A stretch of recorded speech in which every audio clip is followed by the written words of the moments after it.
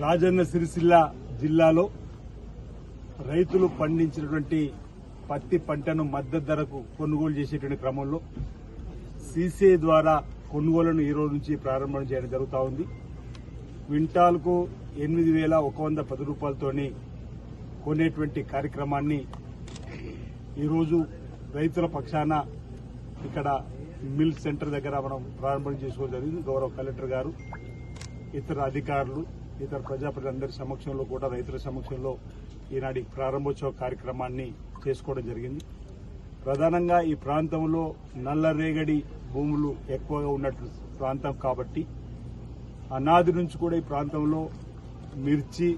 తదుపరి పత్తి పంటను వేసుకుని వ్యవసాయం చేసుకునేటువంటి రైతులకు అండగా నిలబడేటువంటి కార్యక్రమం చేసిన సందర్భంలో మన సీసీఐ సెంటర్ ఈ ప్రాంతంలో స్ట్రేబుల్ ఎక్కువ వచ్చేటువంటి సందర్భంలో వరంగల్ కు సెంటర్ ఉన్నటువంటి దాన్ని ఈసారి సంగారెడ్డికి అటాచ్ చేయడం వల్ల రైతుల పక్షాన ఒక ఆందోళన వచ్చి మా దగ్గర నల్లరేగడి భూములు పండించేటువంటి ఈ పత్తి పంటకు స్ట్రేబుల్ ఎక్కువ రావడం జరుగుతుంది.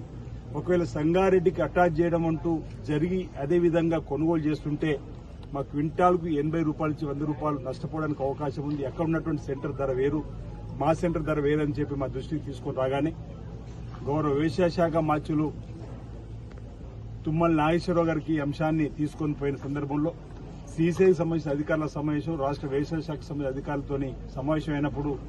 యథావిధిగా ఈ కరీంనగర్ ఉమ్మడి జిల్లాకు సంబంధించి రైతులకు ఎలాంటి ఇబ్బంది తలెత్తకుండా ఈ వరంగల్ ప్రాంతంలో గతంలో ఏ విధంగా అయితే ఉన్నటువంటి పరిస్థితిని యథావిధిగా కొనసాగించాలని చెప్పని అధికారులకు ఆదేశాలు కూడా అదేవిధంగా ఈరోజు మన పాత సెంటర్ కొనసాగడం వల్ల ప్రతి రైతుకు క్వింటాల్కు 80 రూపాయల నుంచి 100 రూపాయలు అదనంగా మళ్లీ నష్టపోకుండా ఉండేటువంటి ఏర్పాటును చేయడం జరిగింది. ఈ సందర్భంగా గౌరవ వ్యవసాయ శాఖ మంత్రులకు, గౌరవ ముఖ్యమంత్రి రేవంత్ రెడ్డి గారికి ఈ సందర్భంగా నేను ప్రత్యేకంగా ధన్యవాదాలు తెలియజేస్తూ రైతుకు అండగా నిలబడేటువంటి ప్రయత్నంలో ఈ ప్రభుత్వం మొదటి నుంచి కూడా ముందుంటుంది. ఆనాడు వైఎస్ఆర్ గారు ముఖ్యమంత్రి ఉన్నప్పుడు రైతులకు ఉచిత విద్యుత్ ఇవ్వడం మొదలు పెట్టుకుంటే రైతు పండించిన పంటలకు మద్దతు ధర కల్పించిన ధాన్యం కొనుగోలు కేంద్రం ప్రారంభం చేసిన సందర్భం నుంచి ఎప్పుడు గౌరవ ముఖ్యమంత్రి రేవంత్ రెడ్డి గారు అధికారంలోకి వచ్చిన తర్వాత మళ్ళీ ఇందిరమ్మ రాజ్యంలో కూడా రైతులు రాజుగా చూడాలి, రారాజుగా చూడాలని చెప్పని ఏక మొత్తంలో 25,20,000 కుటుంబాలకు 2 లక్షల